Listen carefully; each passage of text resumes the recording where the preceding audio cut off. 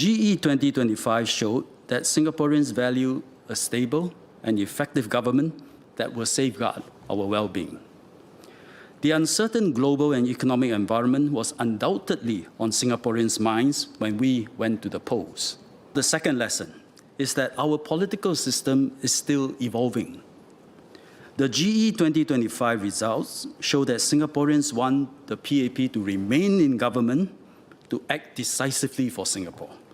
At the same time, the people also want an opposition in Parliament as an alternative voice and to provide a check on the government.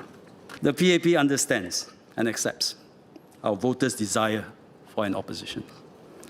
That is why after GE 2020, then Prime Minister Lee formalized the position of the leader of the opposition.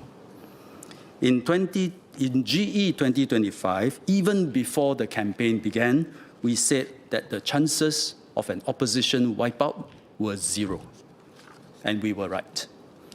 The election outcome suggests that Singaporeans are judiciously balancing between having PAP as government and an opposition presence as a check and balance.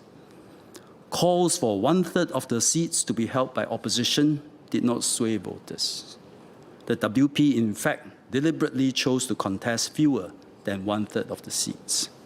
I do not think this was solely for lack of suitable candidates. It was a considered strategic decision, reading the mood of the electorate.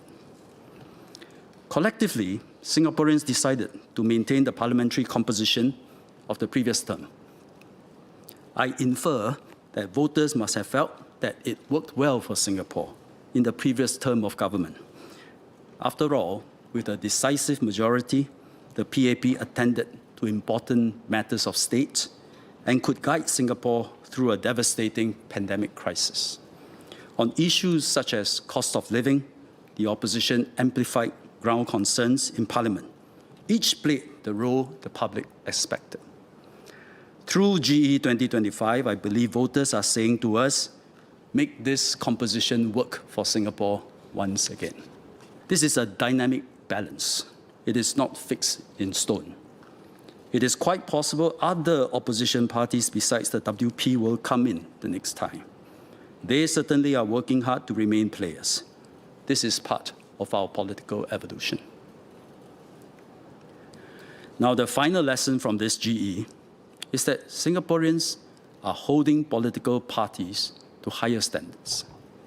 This includes demanding more substantive information and arguments during an election.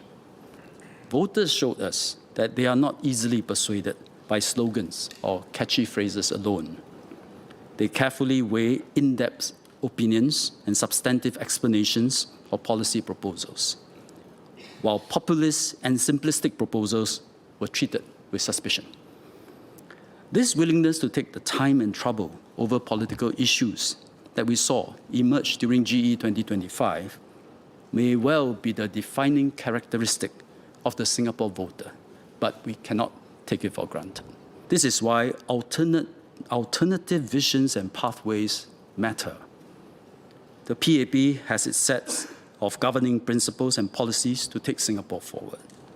Opposition parties can play an important role by setting out their long-term ideas, presenting clear alternative visions for governance, and outlining the pathways and policies to get there. For alternatives to be meaningful, they must go beyond tweaking at the margins of government proposals or simply jumping on the bandwagon every time an issue goes viral. Singaporeans want to see clear, well-considered visions that allow them to weigh real choices about our nation's future. The WP has perhaps done this from time to time. For example, calling for zero growth in the number of foreign workers as opposed to a controlled inflow, or their preference for other forms of direct taxes instead of the broad-based GST, or spending more of the income from reserves on the current generation of Singaporeans instead of an equal apportionment between current and future generations, which is the PAP's position. The leader of the opposition have mentioned in a podcast I heard that Singapore has described Singapore as a 1.5 party system, with WP as the 0.5.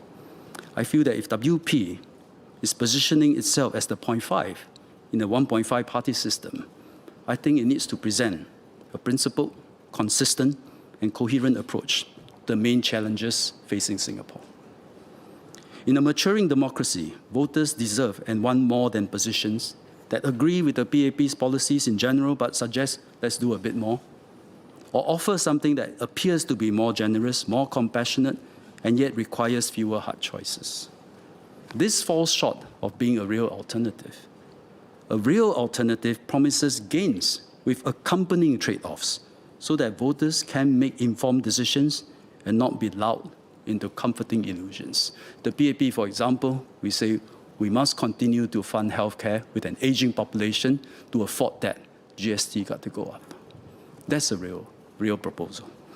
Vote for the PAP is not just a vote for a government that is decisive and nimble, but also an endorsement of the PAP's principles and tried and tested methods of governance.